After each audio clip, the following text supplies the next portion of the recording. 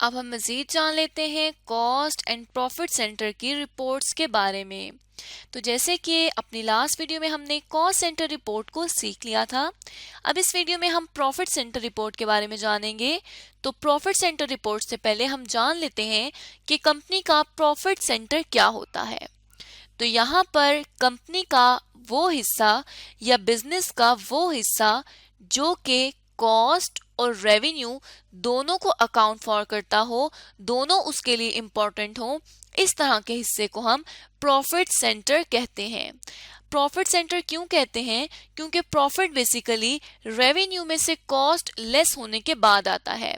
तो इसलिए यहाँ पर जो प्रॉफिट सेंटर का मैनेजर होगा वो कॉस्ट और रेवेन्यू दोनों के लिए हम उसको रिस्पॉन्सिबल करेंगे। अब प्रॉफिट सेंटर की अगर बात की जाए तो और प्रॉफिट सेंटर रिपोर्ट बनाने के लिए हमें सबसे पहले ऑर्गेनाइजेशन का स्ट्रक्चर जानना जरूरी है। ऑर्गेनाइजेशन का स्ट्रक्चर किस तरह से हम जानेंगे?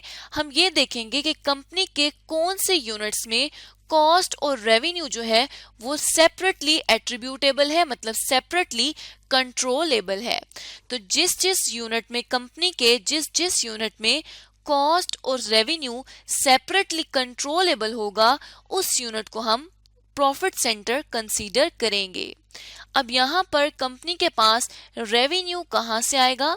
कंपनी के पास जो रेवेन्यू आएगा प्रॉफिट सेंटर रिपोर्ट में वो सेल ऑफ गुड्स से या प्रोविजन ऑफ सर्विसेज के थ्रू आएगा। और दूसरी बात कि अगर कंपनी के पास इंटरनल सेल्स होती हैं तो जिस ट्रांसफर प्राइस पे कंपनी इंटरनल सेल्स को परफॉर्म करेगी उस ट्रांसफर प्राइस को कंपनी एज अ सेल अपने पास प्रॉफिट सेंटर रिपोर्ट में रिकॉर्ड करेगी। अब यहाँ पर हम देख लेते हैं कि प्रॉफिट सेंटर रिपोर्ट क्या होती है और किस तरह से बनती है। तो ये हमारे पास एक ब्लैंक शीट आ गई है। इसमें सबसे पहले हम प्रॉफिट सेंटर का नाम लिखेंगे।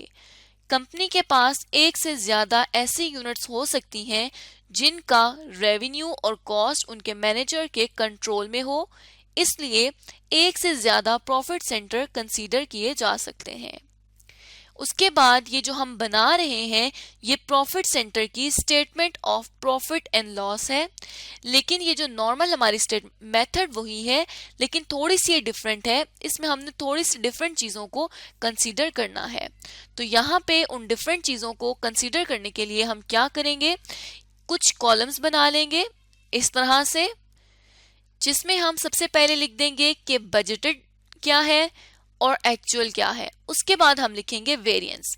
जबकि हमने कॉस्ट सेंटर रिपोर्ट में देखा था कि बजटेड ओरिजिनल, फिर बजटेड फ्लेक्स्ड और फिर हमने एक्चुअल को कंसीडर किया था। अब यहाँ पर क्योंकि जो रेवेन्यू है उसको हम बजटेड को एक्चुअल एक्टिविटी पर नहीं ले रहे बल्कि सिर्फ बजटेड पर ले रहे हैं, तो इसका वेरिएंस भी जो है वो एक्चुअल और बजटेड से रिलेटेड होगा।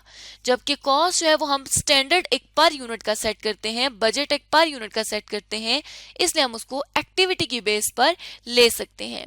तो यहाँ पर प्रॉफिट सेंटर में हम वेरिएंस को किस तरह कैलकुलेट करेंगे, एक्चुअल में से बजटेड को लेस करके।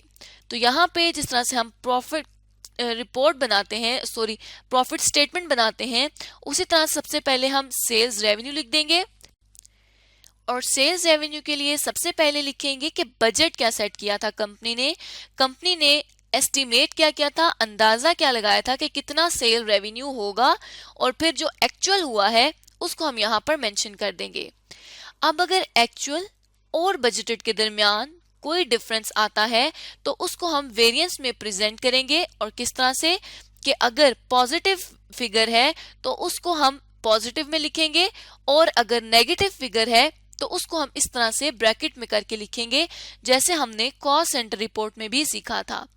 अब अगर कंपनी की एक्चुअल सेल्स बजटेड सेल्स से ज्यादा होंगी तो इसका ये मतलब होगा कि ये जो वेरिएंस है ये फेवरेबल है, क्योंकि कंपनी ने इतना अंदाजा नहीं लगाया था जितनी ज्यादा उसको सेल्स हो चुकी हैं। जैसे कि लेट सपोज अगर कंपनी ने बजट 10 मिलियन का सेट किया था और एक्चुअल 12 मिलियन हुई है, तो एक्चुअल सेल्स ज्यादा हुई है, 2 मिलियन का जो वेरिएंस आ रहा है वो कंपनी के पास फेवरेबल वेरिएंस होगा। तो इस तरह से हमने जो वेरिएंस है उसको प्रेजेंट करना है। उसके बाद सेल्स रेवेन्यू में से हम हमेशा क्या करते हैं, वेरिएबल कॉस्ट ऑफ सेल्स को लेस करते हैं।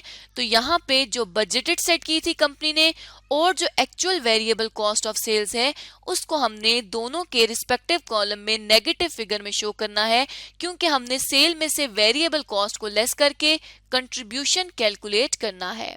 तो यहाँ पे इसका हम कंट्रीब्यूशन कैलकुलेट करके लिख देंगे। उसके बाद हमने ये देखना है कि कौन कौन सी फिक्स कॉस्ट डायरेक्टली एट्रीब्यूटेबल है, मतलब कौन सी फिक्स कॉस्ट मैनेजर के या प्रॉफिट सेंटर के डायरेक्टली कंट्रोल में है, उसको हम यहाँ पर मेंशन करेंगे।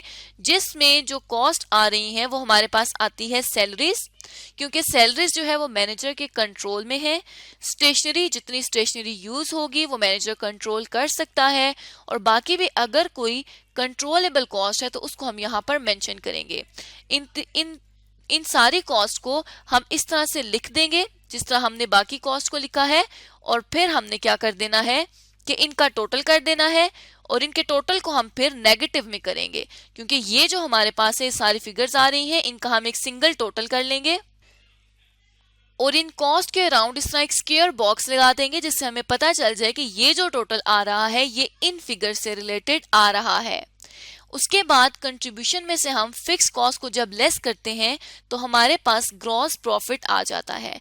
अब ये वो ग्रॉस प्रॉफिट है जो डायरेक्टली एट्रीब्यूटेबल है, मतलब ये जो ग्रॉस प्रॉफिट है ये कंपनी के मैनेजर के जो प्रॉफिट सेंटर है उसके मैनेजर के कंट्रोल में है। तो यहाँ पे हम बजटेड का बजट के मुताबिक और एक्चुअल का एक्चुअल के मुताबिक लिख देंगे, और अगर कोई वेरिएंस आ रहा होगा तो उसको भी मेंशन कर देंगे।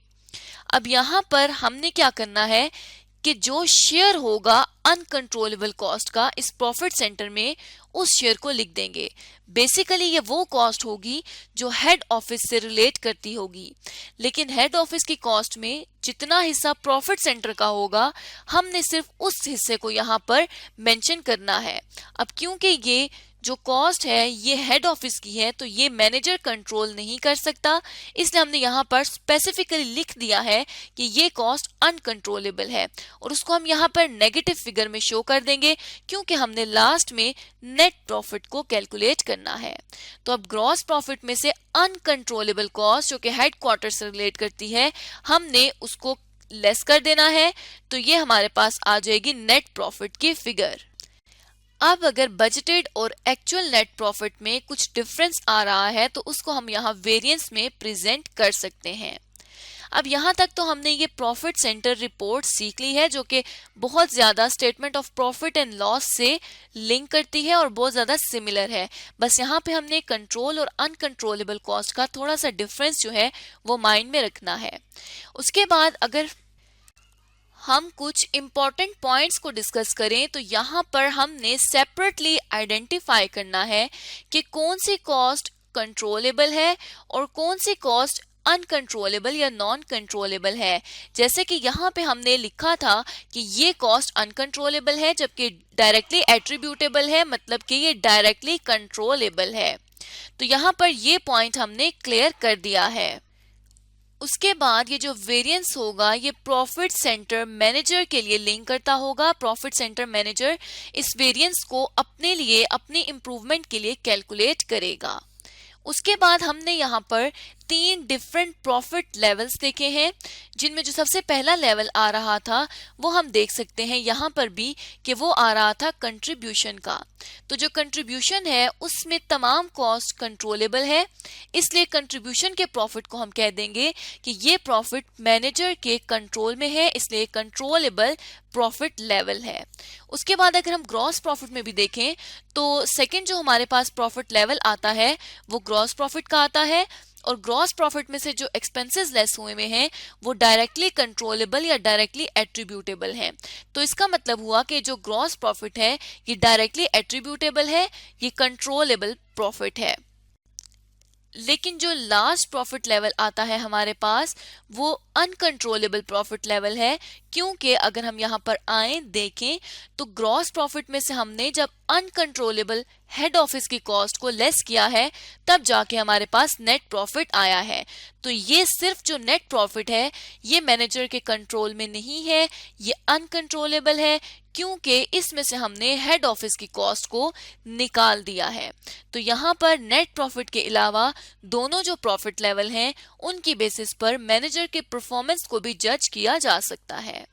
तो इस तरह से इन वीडियोस में हमने कॉस्ट सेंटर और प्रॉफिट सेंटर रिपोर्ट के बारे में डिटेल में जान लिया है कि कॉस्ट सेंटर और प्रॉफिट सेंटर रिपोर्ट्स क्या होती हैं और किस तरह से बनाई जा सकती हैं।